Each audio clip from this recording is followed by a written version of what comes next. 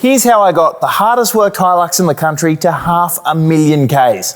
Almost. And how you can get your four-wheel drive there too. Alrighty, Luxy, we're going to be in for it. You got it, old girl. Come on. You can do it. You can do it. You can do it. Yeah. Good job, Luxy. This rig has worked hard. Yeah, that's perfect. Go straight up a little bit. That's unreal. Only tomorrow. And I mean hard. Most people would have sold it for something bigger or moved on, but not me, and here's why.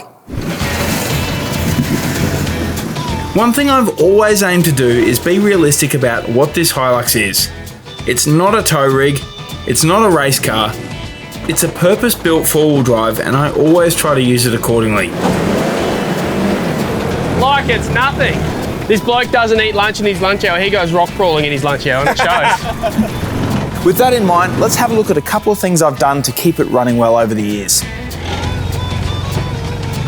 Before we even talk about servicing, suspension or driveline upgrades, I want to talk about what I reckon is the single biggest factor in how long a vehicle lasts. Weight. Now you'll see right now, I've just got an open tray, but when I'm going touring, I've decided to go with a little canopy to keep the weight forward and to keep it down. For example, my canopy weighs 148 kilos with all its gear in it, and then the spare tire is close to 50 kilos. So you call it 200 kilograms of weight I'm adding when I go touring. It adds up pretty quick. If this little HiLux was loaded to the nines with all the touring gear, yeah, it'd be great. I'd be very comfortable, but it would break more often. So when it comes to setting up your vehicle, please think about how much weight you're adding to it and where it's going in the vehicle, and it'll thank you for it. It's all well and good to say don't add too many mods to your four-wheel drive, but what's a little practical test you can do? This one really helped me when I was first getting into four-wheel driving and camping to really figure out what I wanted to take. I got a little pack of those gold star stickers from Woolies, and each time I packed a vehicle for a trip, I put a little gold star sticker on it. If I use that component on the trip, I'd take the sticker off. After around 3 to 5 trips, I pulled all the gear out, had a look at what still had a sticker on it, and then I thought about, do I really need it? All right, see how we go, Luxy. Every item you carry comes with a cost. More weight, more wear, more fuel. If you never use it, ask yourself whether it really needs to be there. Come on, Luxy. Weight matters, but getting a vehicle to 500,000 kilometres comes down to one thing: maintenance. Before and after a trip, this vehicle will get looked over, checked over, and things will get changed if they need to. And this is something I like to keep in mind when it comes to servicing your vehicle, no matter what it is, and it's something called proactive, not reactive maintenance. Let's say you're doing a timing belt. For a little bit extra labour, it's quite easy to get the water pump done at the same time. Another prime example would be changing your clutch. It's a good idea at the same time to change your clutch master cylinder and clutch slave cylinder so you know the whole system is good to go. And if your old parts are good, you can keep them as spares. And that means when you do have a breakage out in the bush, you'll know that that part you've taken off previously is gonna fit. Proactive, not reactive servicing goes a long way. The next big important one is steering. Poor old girl's working hard. My tie rod and drag link ends wear out a bit faster than what you would on a regular road going vehicle, so I always keep an eye on them and carry a couple of spares. These ones have lasted a fair while, but it's definitely something to keep an eye on. Your steering is crucial to keeping your four-wheel drive safe. When it comes to diff oils, for the front diff, I generally work with every 10 to 15,000 Ks. However, this vehicle just came back from Victoria. I checked the front diff oil and it was filthy, so it got changed and it was only 2,000 Ks old. So keeping on top of things like that will again go a long way to making sure your vehicle lasts. Oh, this is a bit of an off-camber step. See how we go with this. Oh, dipped into a hole there. That's mad. In the driveline, you'll notice my rear diff is actually leaking a bit. I'll check this center, I'll pull it out to reseal it, I'll check over it, make sure it's good to go, check the axles and the splines aren't too twisted and throw it all back in. That means I fix the slight leak that it's got and I know that this rear diff is good to go. And then bump, don't diff out. Haha, nice.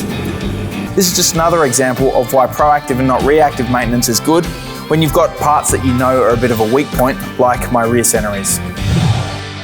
What about tyres? How often should you rotate them? Well, for me, I try and rotate the tyres every 5,000 Ks from front to back and the spare. But another thing I like to do is actually have a second set that I bought secondhand off Facebook Marketplace, and they're my play tyres. I throw them on if I'm gonna go drive on some big rocks or drive something gnarly. You'll find if you can only have one set of tyres, rotating them regularly is quite important, because when you work them hard off-road, they are gonna wear down quicker. Now, this is probably the most controversial part of the video, but it's something I genuinely believe. There seems to be a bit of a culture developing in four-wheel driving where it's a badge of courage to beat on your rig and get heaps of dents and flog it the whole time, which is not the case. Obviously, sure, sometimes you need to push your vehicle pretty hard.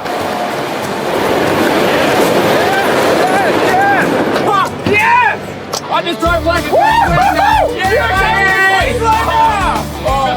What I'm getting at is there's no reason you can't set your vehicle up right, look after it, and drive some of the toughest tracks you can take it on. Steady, nice and steady. And still keep it pretty straight. This HiLux is a prime example. It has driven some of the toughest tracks in the country. This way a little bit if you can. And for the most part, the cab is still pretty straight. And that's because things like lockers, decent clearance, decent tyres, and of course, bar work. It's those few mods you can do to your vehicle that'll help make it last a little bit longer. Nice work. Save your money for that, and hopefully your vehicle will last as long as this one has off-road.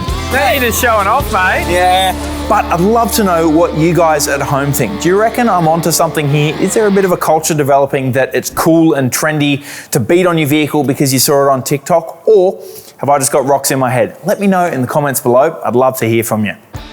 Any vehicle that gets worked this hard is eventually gonna need maintenance. All right, well. From time to time, no matter how hard you try to avoid it, it's gonna break. I spend a lot of time in the shed working on this thing, and I don't resent it. That's just part of the game. But to be honest, it has taken me to some places that some four-wheel drives it may not ever get to. There we go. And I'm pretty grateful for that. It's all well and good for me to talk about how often I service this vehicle and how hard it gets worked, but a question you need to ask yourself when it comes to maintaining your vehicle is how long are you going to keep it for? And that will go a long way to helping you justify if upgrading parts or servicing parts are as worth it as you think. All right, Luxy. It's good to have you back, mate. Let's have some fun. Everything sounds easy when you're talking maintenance schedules. The reality is, parts can still fail. Incoming. One of the biggest upgrade decisions I've made on the Luxy came after a transfer case failure in the Victorian High Country. Right at the end of filming, I blew my transfer case just driving along a fire trail. It didn't end up actually making the cut. We basically just needed to finish the episode and get on with it. But what followed for me was almost a year of planning, researching, and deciding how I was going to fix that problem. This is called an Atlas transfer case, and they're very popular in big builds over in the US and over here in some high-performance competition four-wheel drives. For me, it goes back to that earlier question that I posed to you of what you're going to use the vehicle for. I don't intend of ever getting rid of this vehicle. I love wheeling it, I love driving it, and I could justify doing this upgrade despite it being the most expensive option because I plan to keep this vehicle forever. Come on, Luxy. If you're going to keep the vehicle for a long time and you want to look after it, doing regular servicing and upgrades like this are a bit easier to justify. But if you're only planning it for a couple of years, you might be better off with just keeping on regular maintenance and making sure your vehicle is reliable.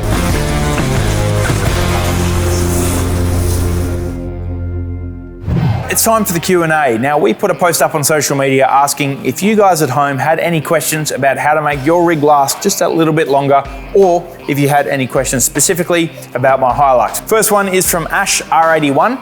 Can you give us a run through of the driveline? I'd love to do this on my HiLux. So, sure can. It's obviously solid axle swapped. It uses an 80 series front diff. It's got flipped radius arms for a little bit more clearance.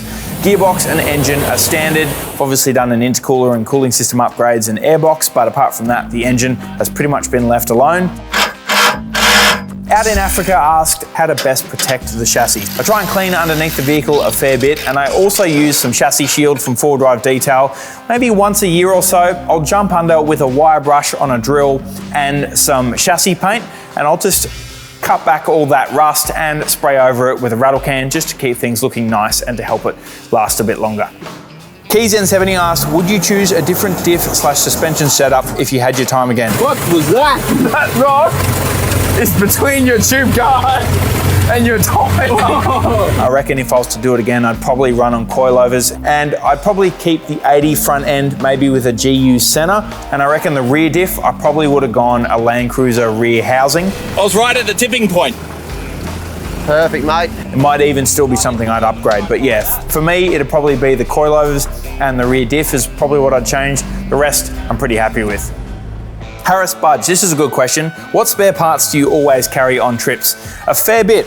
I carry a spare tail shaft and then the obvious ones like wheel bearings, brake lines, wheel studs, wheel nuts. I carry what I call a bolt sausage, which is just a canvas sack full of Toyota bolts. It's a handy thing you can do too. If you can go to a wrecker or find a wrecked four-wheel drive, pull a bunch of old bolts off of your make and model, and then you know you've got spares that'll fit. I also like to keep solenoids for lockers, airline in case you have an air leak, spare hubs, and any other bits and pieces that break on your four-wheel drive. For me, I've kind of covered it off with all those parts, or just all those little bits and pieces that can fail when they get a little bit tired. Cookie on the Road 98. When it comes to keeping a vehicle you love on the road, when do you stop? Thinking about buying a wreck of the same vehicle to use for parts when required, is it worth it? That's a really, really good question. It's something I think about a fair bit because I've thought about maybe doing the same thing, buying another HiLux to use for parts when I can save enough money for it. I mean, this vehicle is so modified that for me, if the engine fails, I've spent so much time and money on it, I'll just get another engine and put it in. It's just a sum total of parts that you can replace over time, but you do have to ask yourself, at what point financially does it become not that smart? But for me, there we go. Keeping this vehicle going as long as I can and driving it as much as I can, I may as well enjoy it because it's not gonna last forever like anything, and for now, it's doing the job. 500,000 Ks isn't luck. Keep coming. Keep coming. It's thousands of hours behind the wheel, countless trips, more than a few breakdowns, Oh my God. plenty of mistakes, Come on, Luxy. and somehow, good old Luxy's still going strong. It's pinball machine again. Oh, I'm gonna wind my window up and I want mud in here. Hopefully we've been able to show you that with some regular servicing and looking after your vehicle, there's no reason why it can't go the distance. Will I get another 500,000 Ks out of the old Luxy? I hope so. For me, it's still my daily driver. It's still my first car. I love driving it every single day and getting out in it with my mates on the weekend and a few four-wheel drive 24/7 trips. Has your vehicle done even more than 500,000 Ks? Let me know in the comments below. Catch you next time on 4Wheel Drive 24/7.